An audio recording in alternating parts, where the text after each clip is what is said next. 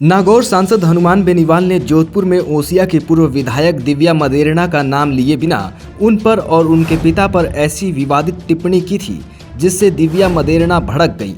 इस विवादित टिप्पणी पर अब दिव्या मदेरणा ने बेनीवाल से लेकर उनके खानदान तक को लपेटे में ले लिया है और बेनीवाल पर पलटवार करते हुए राजस्थान लोकसभा चुनाव में आरएलपी की बुरी हार यानी कि बेनीवाल की दुखती रग पर टिप्पणी कर दी कि खुद का तो राजनीतिक नामोनिशान मिट गया और दूसरों के जीवन पर टिप्पणी कर रहे हैं। दिव्या मदेरणा ने बेनीवाल के लिए और क्या कहा, सुनने से पहले सुनिए बेनीवाल ने ऐसा क्या कह दिया था कि दिव्या मदेरणा इतनी भड़क गई। मुझे तो अचंभा आता है उन लोगों का जो कहते हैं कि हमारे पिताजी को 100 किलो जेल में डाल दिया।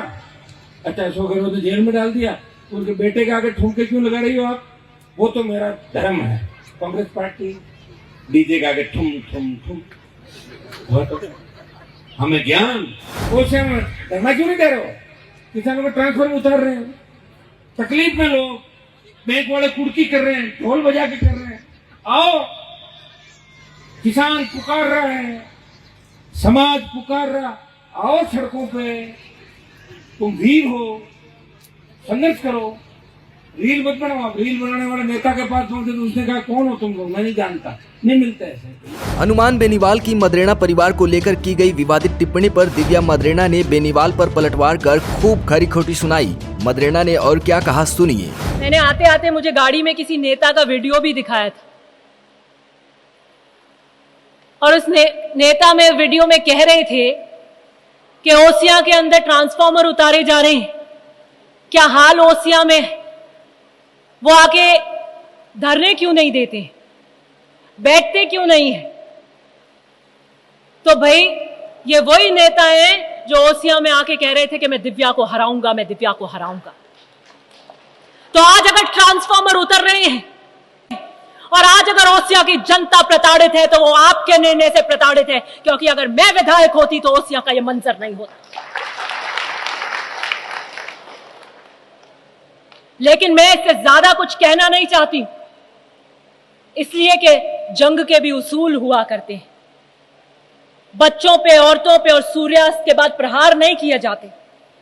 राजनीति में भी कायदे होते हैं और वो व्यक्ति जो अभेद्य किला खिवसर का, जिसकी ईंट ईंट ढह गई हो, तो मुझे लगता नहीं कि राजनीति के पायदान के ऊपर एक परास्त व्यक्ति पर हमला करना मेरी नैतिकता के ऊपर सही होगा। लेकिन मैं फिर भी इस मंच से कहती हूं कि मैं महिला होने का औजार नहीं बनाऊंगी। मैं इसे अपनी मजबूरी नहीं बता रही। जितने व्यंग, जितनी आलोचना आप करना चाहते हैं खुले मैदान में करिए। मैं ओसिया के जनमानस की भावनाओं का प्रतीक हूं। मैं गांव में बैठे गरीब की उस आवाज का प्रतीक हूं। मैं गांव में बैठे वो किसान की झुर्रियों का प्रतीक हूं जो आकाश की तरफ टकटकी लगाकर देखता है कि बारिश होगी तो मैंने धरती का सीना जिसको खोदा है, वो खेत जिसे मैं मंदिर कहता हूं, उसे फल आएगा, उसकी उपज का सही दाम मिलेगा। मैं उस किसान वर्ग की बेटी हूं और मैं गर्व से कहती हूं कि मैं महिपाल मदेरणा की बेटी हूं। और जहां तक कांग्रेस की बात आएगी तो मैं वो मिट्टी हूं जो हर जहर पीने को तैयार हूं। मैं कांग्रेस विरासत में लेकर आई हूं। मेरे दादाजी ने कांग्रेस पे टिकट पे चुनाव लड़ा,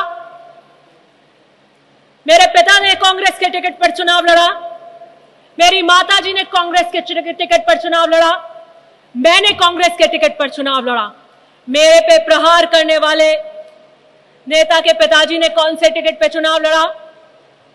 उन्होंने कभी भाजपा पे निर्दलीय लड़ा, कभी किसी लोकल पार्टी से लड़ा, कभी गठबंधन में लड़ा भाजपा के साथ, कभी कांग्रेस के साथ गठबंधन में, कभी अपनी पार्टी बनाकर, फिर अपनी पार्टी बनाकर भी दूसरे दल के साथ में। 16 चुनाव हमने एकमात्र कांग्रेस के सिंबल पर लड़े हैं। ये हमारी आहुति का प्रतीक है और ये जब लड़े हैं जब जनता का विश्वास अर्जित किया है। ये जब लड़े हैं जब आपके बीच में तपे हैं, ये जब लड़े हैं जब संघर्ष किया है, जब चट्टानों से टकराए हैं, लहरों से टकराए हैं। विश्वास ऐसी चीज है जो एक दिन में अर्जित नहीं की जा सकती, और वो विश्वास अगर एक बार चला जाए तो दोबारा नहीं आता। इसलिए मुझे घेरने वाले, मेरी कांग्रेस के प्रति कर्तव्य निष्ठा पे प्रश्न उठाने वाले, आपसे कहती हूं किसी एक पार्टी से निष्ठा बांध कर तो बताइए।